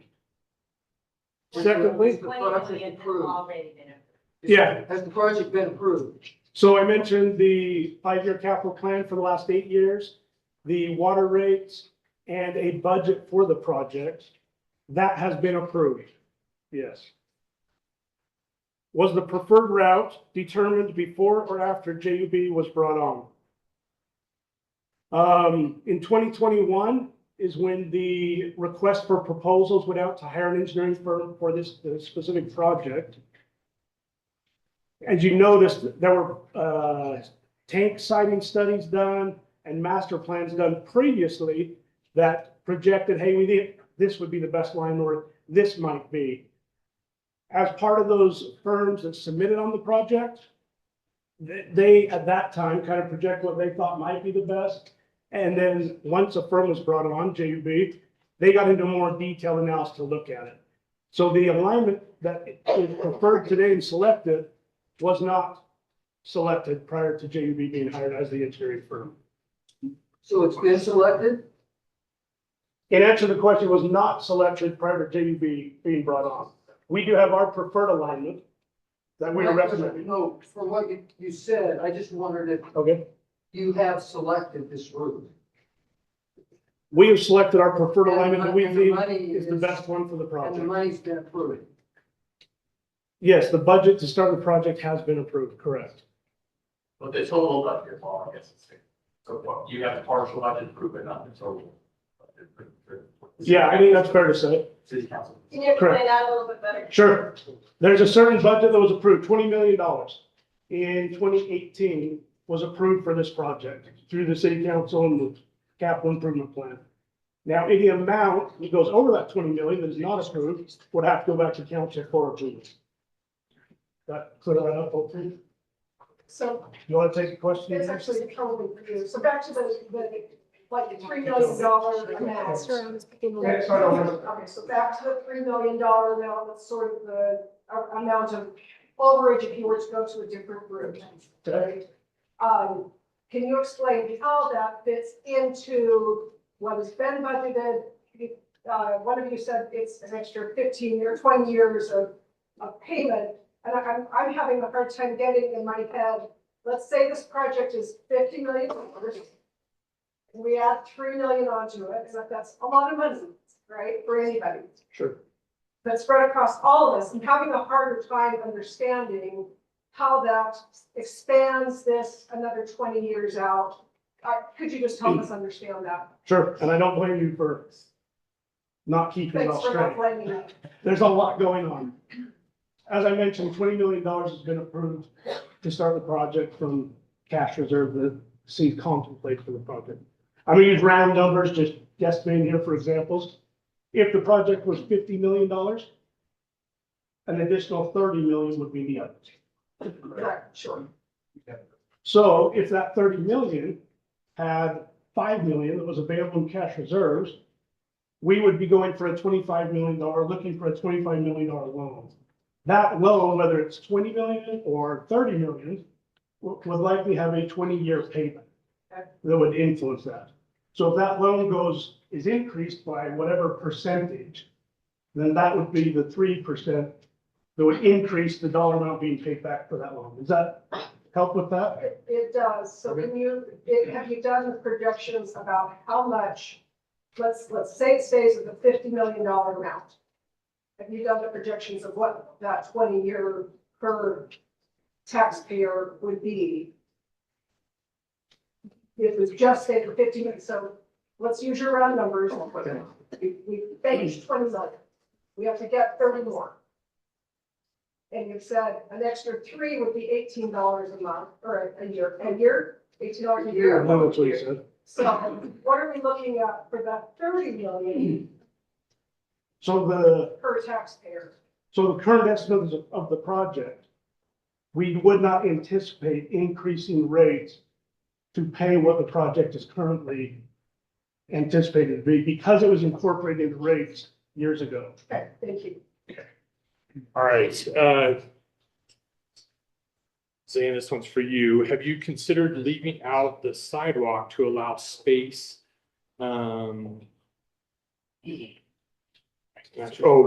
think creating space for the roots for large trees. So have you considered leaving out the sidewalk to allow space for large trees? That's definitely an option that's there, because the city's been again reviewing the master plan document and what those plans have included to try to complete the big picture puzzle of the city. Including a trail and sidewalk on that side of the road has been included and anticipated. Could it be left out? It could, but it doesn't help to accomplish those master plans that have been developed for the city to meet those larger purposes that Darren talked about. There's a sidewalk on the other side of the street. How are you gonna get a safe crossing? So, let me just respond to that just for a second. There has been a question, well, we do have a sidewalk on the south side of the road. If we go back to that picture of the cross section, we have the existing sidewalk, which is probably 4 or 5 feet wide. And adjacent to that is a telephone poles. On the other side of that to the south is the existing right-of-way line that is adjacent to people's property on the south side of the road. In order to construct the shared path that would be 10 feet wide, we would have to either approach on the existing properties to the south side of the road or relocate that high voltage power line, which is again another extreme expense. What was that? What would that, Paul quoted that $7 million, right? That's right, Paul? On the bearing the power lines for the road? It would depend on what we would do. Yeah, that's what I remember. Sure. So that's in comparison with other things we talked about. Okay, Zane, an add-on question to the question is, how much would it cost to bury the power line on the south side of Canyon Road while the road is torn apart? Can we do that instead of installing a $6 million sidewalk that is unnecessary? So Paul just sort of expanded on what it costs to bury that power line. There's still costs that come with having to do the other improvements along the roadway, to be able to make those things occur. So there still will be a significant cost on that roadway reconstruction to correct. The road currently has a lot of patches in it. The intention of the city is to recondition that, rebuild that so that it's long-term longevity and sustainability as well. But pretty much the cost of the sidewalk is similar to the cost of burying the power, so you could forego installing the sidewalk. No, let me expand on that. The sidewalk itself isn't $7 million. The entire roadway, excuse me? I think you said six. Okay, 6 or 7, again, we're early in design, folks. Appreciate your patience That's there. starting next spring. Early in design, been working on it. In for 3 years. 2026, Yeah. in 2026 is when the roadway, so that's a year and a half. So the pipeline's gonna start in 2025. So to correct that, the other roadway the roadway construction to repave the road, put the curb and gutter and drainage systems in, that's a very significant part of that $6 million. Okay, has the city considered using water towers on the west side and pulling water from the river on the west side? This could be a great option as things develop west of the river. Paul, do you want to address this or would like me to take this one? This has to do with developing water towers on the west side and pulling water from the river to supply culinary water. Take a shot at it. I'll add to it. All right, sounds good. Paul mentioned that the city went through the RFP process back in 2021. One of the 3 consultants that suggested and proposed on that project was just that, to construct elevated water towers on the west side of the community and actually just pump water from the existing system, I believe was the alternative, up into those towers. Just so we didn't have to construct this large pipeline that would go through the city. One of the challenges with that is that, again, we're pumping water up to a higher elevation to be able to get the pressure that runs the city. That's pumping that water that is already at a state of pressurization when it comes out of the canyon. So that creates an ongoing cost for the community, much like pumping water up over the 4th North alignment. And that's a little bit of a concern for the city in that regard. If we were to take water out of the Logan River and actually treat it to be able to meet the drinking water standards, we're talking about significant costs. significant cost, probably, significant. I wish I had somebody from our water treatment here. Joe, please tell me I think the cost of the wastewater treatment plant is that level, so we're.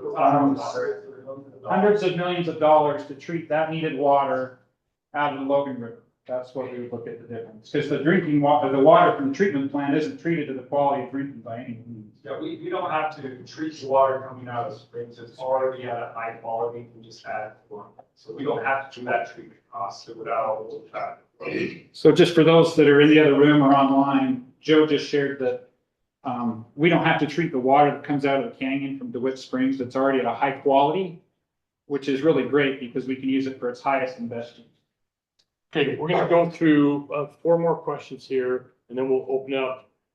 Also a reminder that if you have like a detailed question you want to ask, we're gonna also go into the next room for folks who want to stay later and go. So, okay, Zan, what is the timeline for fulfilling the state mandates? I'm going to refer this one to Paul since he's the one working with the state on the requirements.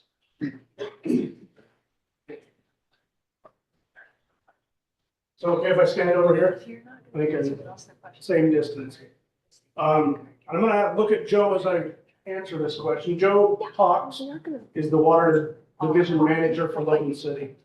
The deficiency, the storage deficiency through the state of Utah, there's not a mandated hard deadline by this date that we've been given on that. It's been a deficiency and a finding every time we do a system audit for about the last 10 to 15 years. And the state has been very patient with us to acquire that. Part of the reason is because the state of Utah has been massaging, adjusting how they calculate that. Previously, it's been much more of a black and white, this much water per resident, this is your storage requirements. It's been very mandated. Over the last several years, it's been a several year process. They've been working on how they calculate that storage requirement. It's become more toward dynamic. They look at your system, they look at how you operate your system, what your water usage is, all of those types of things, so that our storage requirement isn't necessarily the exact same as St. George or Salt Lake or different areas. Part of the reason they were patient is because they said, we're adjusting how we calculate that. We know that we're going to change that deficiency requirement. So you don't need to hit the target immediately. Now that they've done that and they've done it, we've recalculated our deficiency, they're a lot less patient to get it done.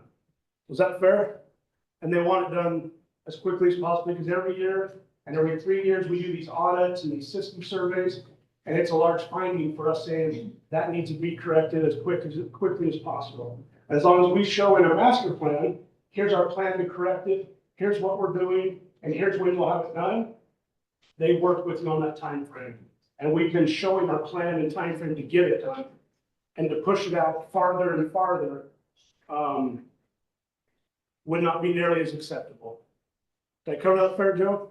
Yeah, and we need the storage and how we operate. We see that in the summer. Correct, and not only, Joe mentioned not only is there a requirement to do it, but from an operation standpoint for us, fire safety, summer usage requirement, we need it operationally to operate our system efficiently. Okay, But there's no current mandate. sorry, who said that? Yeah, there was no, I think I understood that there was no current mandate. There's no stated deadline. There is a mandate to get it corrected. There's no stated deadline. Plans. Okay, could the other lines that avoid Canyon Road come back to 300 North? It's a little bit different, on 600 East. Oh, yeah. And, Louder? yeah, just a second here. So it's hard to read loud when I don't know exactly what it says. And these. Okay, Holly can read it. I have a little voice. Could the other lines that avoid Canyon Road come back to 300 North on 600 East and thus eliminate the instability of going up the hillside at 400 East? That's a great question. And again, looking at an alternative line to look at that. So what I understand is if we go straight up to Short Dugway, could that be an alternative along 600 East? The answer is yes, it could. We would still be going through what we've discussed tonight as the historic location. I think maybe the question was more the routes that get rerouted on Crockett Avenue Okay. and then go back up the boulevard, across the boulevard. Could those be routed back on 6 East to hit the Dugway and go up the purple line hillside? So it avoids the instability Oh, sure. of going up further west. Okay, yeah. On the Great point. So they could, but as we evaluate their cost, I'm sorry. So the question is, could the lines be routed around the historic area and then back up 6 East along the alignment that we've been talking about that's more stable? That's a good question. They could be. And it's a viable idea that would work. The challenge that exists with that is, again, the cost of the pipeline to do that. It's additional footage to route around that area. And we could calculate that. Some of those alignments, like this 200 North alignment, which is about $2.8 million for an additional 1,500 feet. It's about $2.8 million to that additional 1,500 feet of pipe. It would be a very similar cost, something like that. I haven't looked at the exact other conflicts, but that would be my initial understanding. It would be about $2.5 to $3 million more. But aside from the cost of the pipe, it's not like there's a structural issue with stuff going on underneath 6 I would need to look at, connect back from. not at 6 East, although 6 East is sort of a spaghetti hole of pipes. There's a lot going on. We're gonna have to work through that anyway, but the route around 6 East would be very similar to the others. How we get, I guess the question that I would go to, and we don't have to go back to it, but in order to get over and then come around and back up 60 East, we either have to go over Crockett, or we have to go 970 East through the River Hollow Park. Those are probably the two alignments we can only go through. And those alignments that we talked about on the other alternatives are challenging because of property acquisitions and also extensive utility relocations underneath Crockett. So again, it's a good idea. It's just that we're stacking up utilities and property acquisition, much like those other alignments do. But I appreciate the creativity and the thought there. That's what I would say, is that it's much like those other alignments because there's these other deterrents and challenges. So thank you. Can I ask that question and just ask, what about taking it to 2nd East instead of 4th East, and then you avoid all the instability of that hill? Because 2nd East is right at the bottom of the temple and you're basically off the hill. We looked at that alignment as well. Oh, the question is, could we go down further towards 2nd East or 3rd East? 2nd East. 3rd East is still on the hill, but 2nd Right. East is down, and then you avoid all of that. Right. So one of the challenges that the geotechnical engineer looked at, we looked at the pipeline alignments as we get further down towards the west along this area that you're talking about.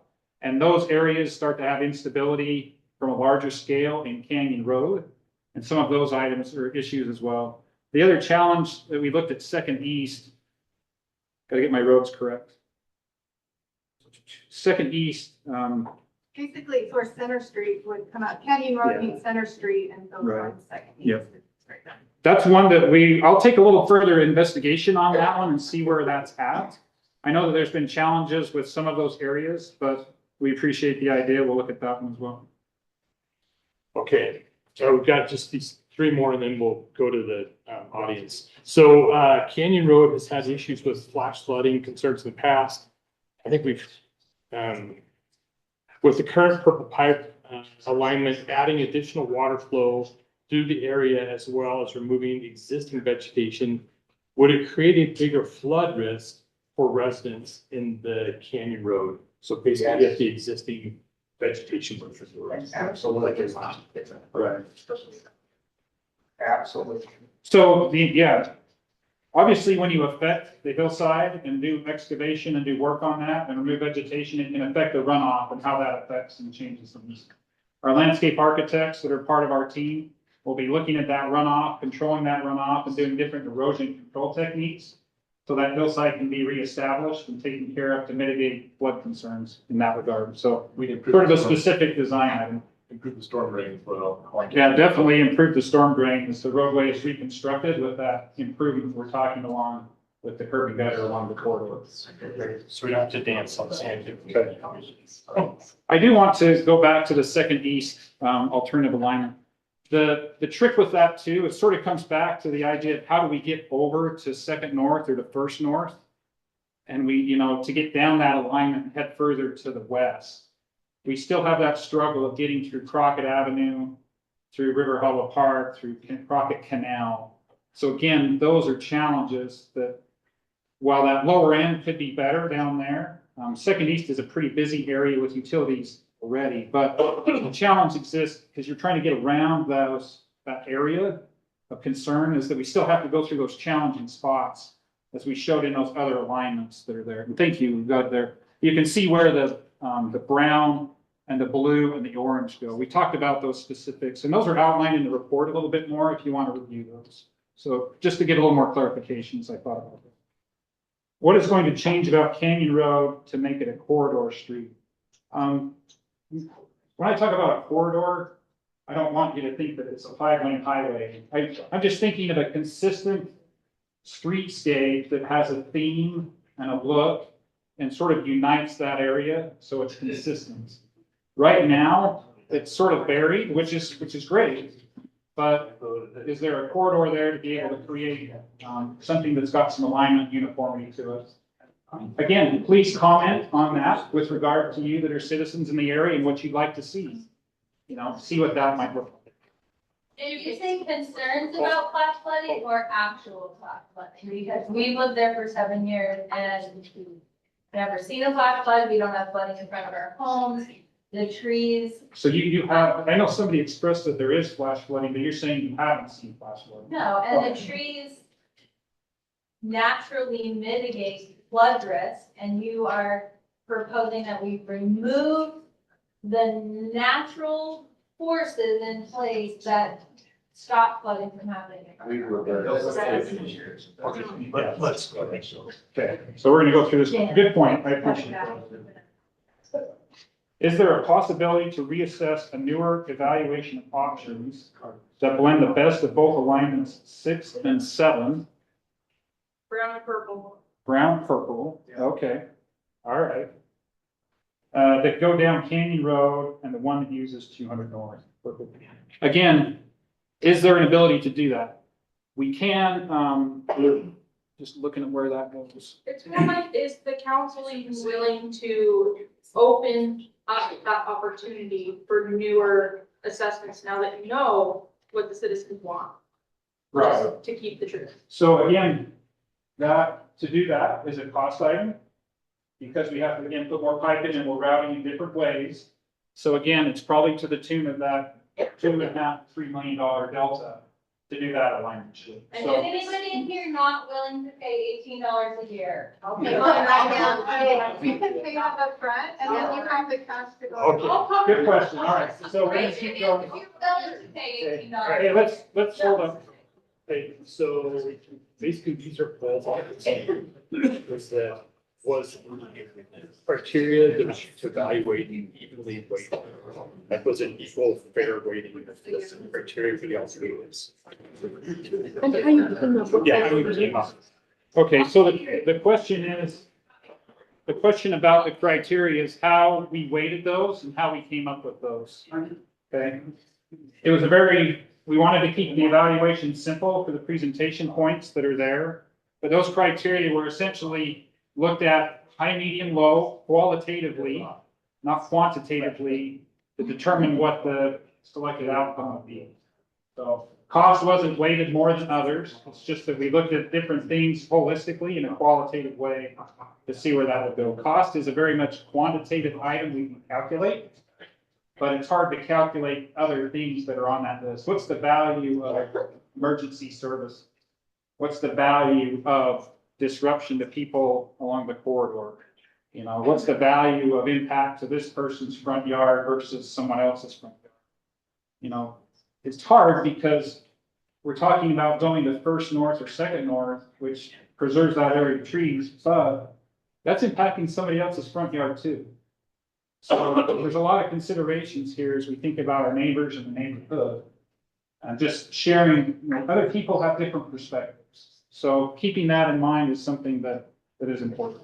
Okay, okay, here's, I invite you guys, we have enough seats that have opened up over here, so you're not having a seat back row. And we're not talking like your back. Maybe there's a part of it. But you're all welcome, my chick come slide out here if you guys want. Okay. Excuse me, I have a question, quick question. When are you actually gonna give us the amounts of what it's gonna cost? Because I don't wanna say, hey, yeah, purple is great, until I can see the actual cost of everything that's going to be happening, because what's $2 million when we're already spending $30 million? Over 20 years. Over 20, 60, whatever year. Like, when are we gonna actually get those costs Okay. for the other things? We're gonna answer that question. I just wanted to make sure we're all processed here before. So, okay, we're at 7:15. No, okay, chill out, dude. Or you can leave. It's that simple. So, City Hall. if you guys, do you guys want to move over here? Again, okay. We like the best. So I just want to make sure that everybody gets a chance to get their questions answered. So, like I said, are we good to go, Paul? Just keep on going, answering questions, or do we want to stop it at a point and go do breakout stuff? Can you answer that question or not? Yeah, we're going to. Okay, let's hear it. Hey, we're following the process here, pal. You gotta relax. I think we need a deadline, but let's go whatever's appropriate, whether that's 7:30 and then break or whatever we need to do. But we can obviously go all night, Yeah. and I don't know that that's productive either. Okay. Okay, here's I suggest you, why don't we go till 7:30 with just open it up for questions. We'll get through as many as we can. And then what we can do is then we can go and if people want to stay and ask additional questions, we can go into the breakout room.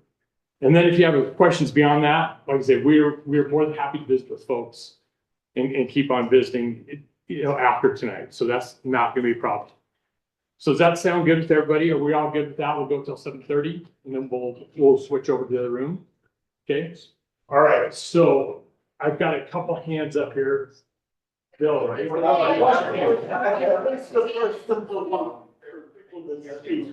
Okay, hold on. The other thing that's gonna be a little tricky about this is that when you ask your question, I'm gonna then restate the question as best I can. I know that you guys have blurted out this question here, but I also have this gentleman that has asked for, I understand. Hold on. First, I'm just saying common courtesy. Hey, and common courtesy is he actually asked first. Answer her question. She raised her And hand. you guys relax, we're gonna get to her question. Chill out. Oh my gosh, we're gonna get there. Okay, we're gonna go here, then we're gonna go to your question. Everybody, we're gonna get there. Go ahead.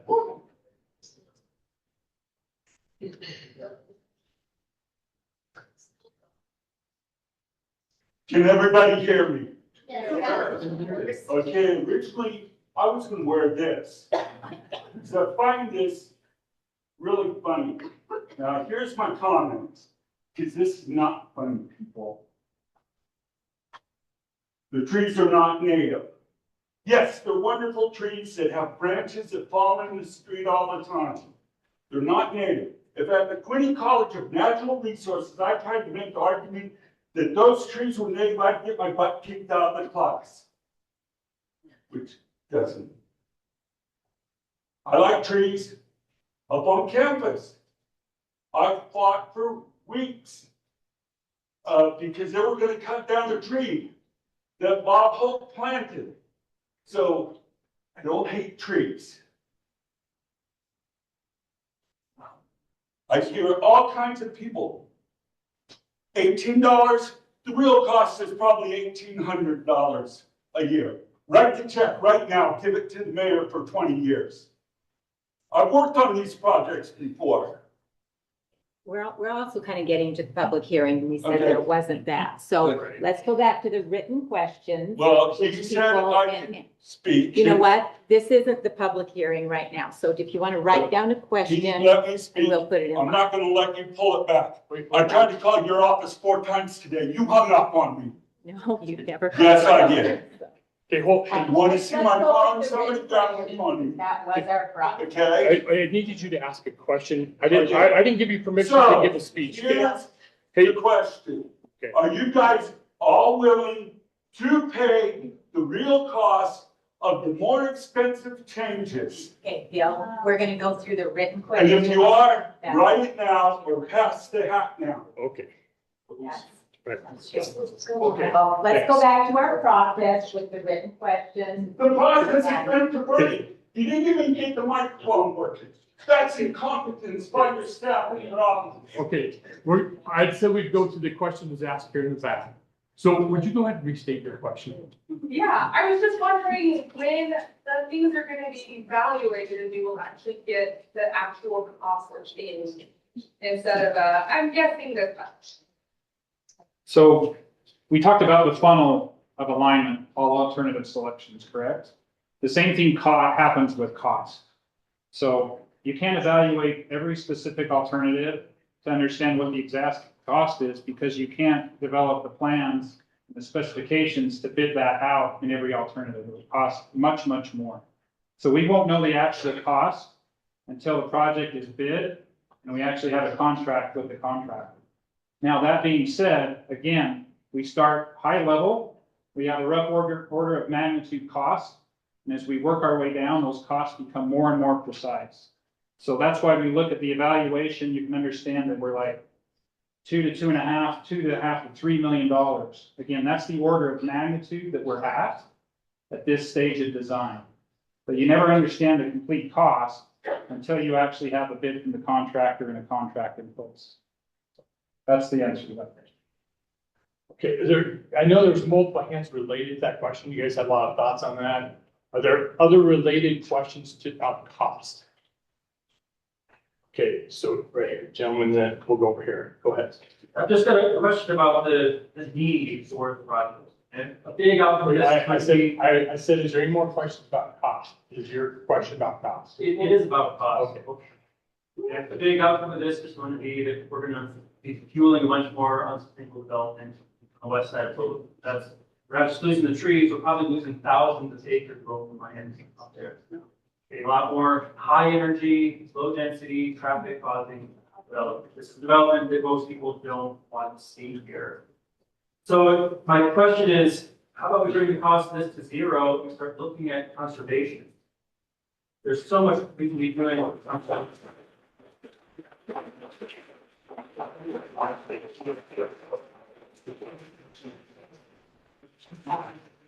So give me your succinct question. Like, what is your question? Just can we look more at conservation and not look at the project? And why hasn't that been part of the conversation from the very beginning? Okay. So I'll give an answer and I'll let Paul or Darren or Joe add into this as well as we like. Conservation is a great mechanism to help reduce demand in water systems, but it's really challenging to implement. We all have to change our way of doing things and the way that we have our yards, the way that we live our lives, and different things like that. Conservation does create some percentages of change, but what we're talking about here is an existing deficiency that would cost to make those changes, flip the strip, those type of activities cost money. I believe the city paid money to flip the strip and try to conserve property, conserve water in that regard a few years back. So that is a mechanism and a piece of the entire puzzle to solve this. But it's something that can be used as a tool to reduce it, but there are existing deficiencies. Growth continues to happen. It's because we live in a wonderful area. And I'm not sure that that's going to be curbed because people own property and they have the ability to develop that if they like to within the city's standards and requirements. Okay, so go ahead and sit here, Zan. Okay. We're going to go here, and then the corner, and then there's not there. Okay, so related to cost, I want to say, Dan, thank you for this analysis. It's been very thorough and enlightening, so thank you guys for being here. But as we looked at the cost analysis, we had not one but two asterisks there that said it excluded not only the stabilization cost, but also the property acquisition cost. Given that a lot of the justification, one of the main justifications of this project has been around cost and has been, when we look at other options, it comes up It's gonna add square footage, it's going to add cost. I'm concerned that the city's asking us, trust us. Don't worry about the asterisks there that aren't included. So is there a plan for the city to come back to the community and tell us the actual cost? I understand that the analyses are thorough, that we can't do it for everyone, but it is a difficult pill to swallow for the community, especially given that there's not a lot of trust around this, to be told, don't worry about these two very large asterisks. So when are we going to see that actual cost? Will there be an opportunity for us to weigh in? Sure. Thank you. I appreciate the question and the thoughtfulness about the work that's gone into this. Again, we are in the middle of design.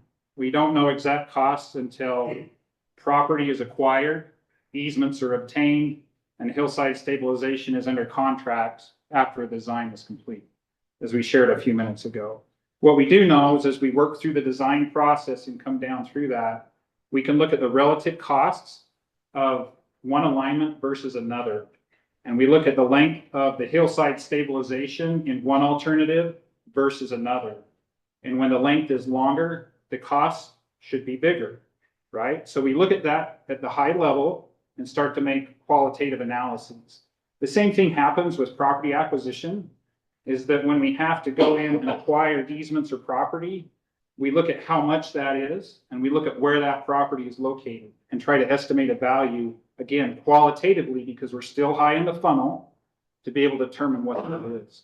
So at this point, the purple alternative does not require, it requires less property acquisition than the other alternatives, and the hillside stabilization length is less distance than the other alternatives. Therefore, it rises to the top as we look at that analysis that we looked at. Hopefully that makes sense.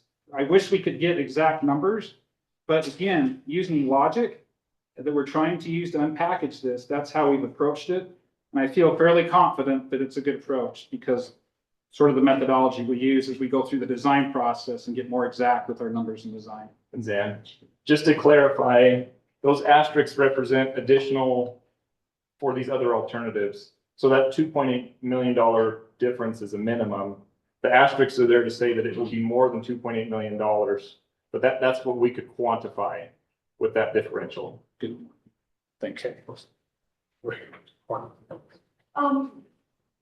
What is the difference in cost between a parking strip and a sidewalk versus just curb and gutter on this north side? Because there is no sidewalk on the north side except for maybe 5 feet. And there's a good sidewalk most of the way down the road, and other parts of the road are mostly wide. What's the difference in cost?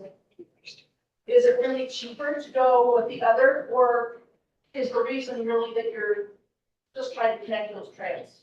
Trying to make it look beautiful and make it uniform. Yeah, that's a good question. So just to restate, if I can get that right. So what is the cost for the sidewalk on the north side? Or what would the cost be reduced if we didn't have that? Because we already have a sidewalk on the south side. And if we were to enhance the south side to meet the master plan requirements, is that? Yeah, that would be nice, so we would have. So we, Paul shared a few minutes ago some rough numbers as they talked with Light and Power about relocating and burying, because there wouldn't be a location to put the high voltage power lines, they'd have to go underground. That was estimated around $7 million to do that. Because again, that's existing infrastructure that's on that side of the road. So in order to develop the shared path and get the functionality that's outlined, that would be an expensive alternative to look at. It's an additional $7 million to take and do that work on that side. I got you confused. Keep going. I'm just, bike lane can still kind of be in the road, and the sidewalk's already there. The only part that is left to be printed is from Bob's sidewalk, east. The rest of the sidewalk is already there. It's not used a ton, but it seems overkill to put another one when there are more room for bikes on the north side too, because we didn't have to do it.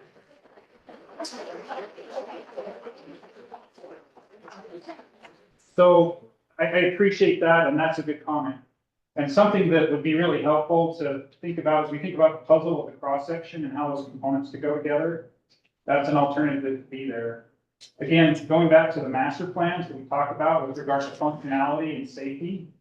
You know, there was a comment earlier about crossing the road and some of those challenges, crossing Canyon Road or crossing 60s. Those are all items.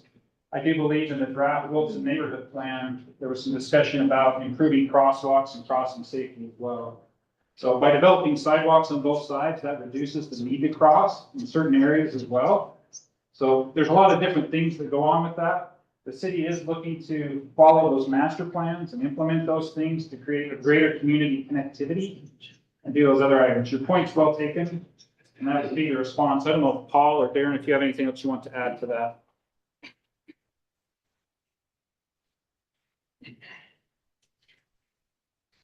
I'm not having anything, but just a note on that. And as Zan mentioned, absolutely, that's been noted, it's been passed on to us several times. And we continue to consider that and listen to that. I just offer a perspective. I recently went to I'm gonna get the name wrong. I know Lance was here earlier, I don't think he's here anymore. I attended the Bicycle and Pedestrian Advisory Committee through the county to talk about another project and another goal. And after, there were several that asked me about it. Hey, I heard about a trail system or a larger sidewalk. And they mentioned saying, hey, we would love to see a wider trail, not the existing 4 to 5 foot sidewalk, because we don't feel that pedestrians and bikes should mix, and there's not enough room in aspects of that. That was just another perspective of that, saying we would love to see that connected. And absolutely, everybody has their perspective and their opinion on what is sufficient or what is overkill, and they're all valid. And it's very hard to balance every one of them, for sure. Okay, so just for process, I just pointed out 3 people that raised their hands, this gentleman right here. Then we're gonna use, we said we're gonna go to 7:30 and then move to the other room for additional conversation people want to have. So we're gonna go ahead and go with the question here, and then we're gonna end here.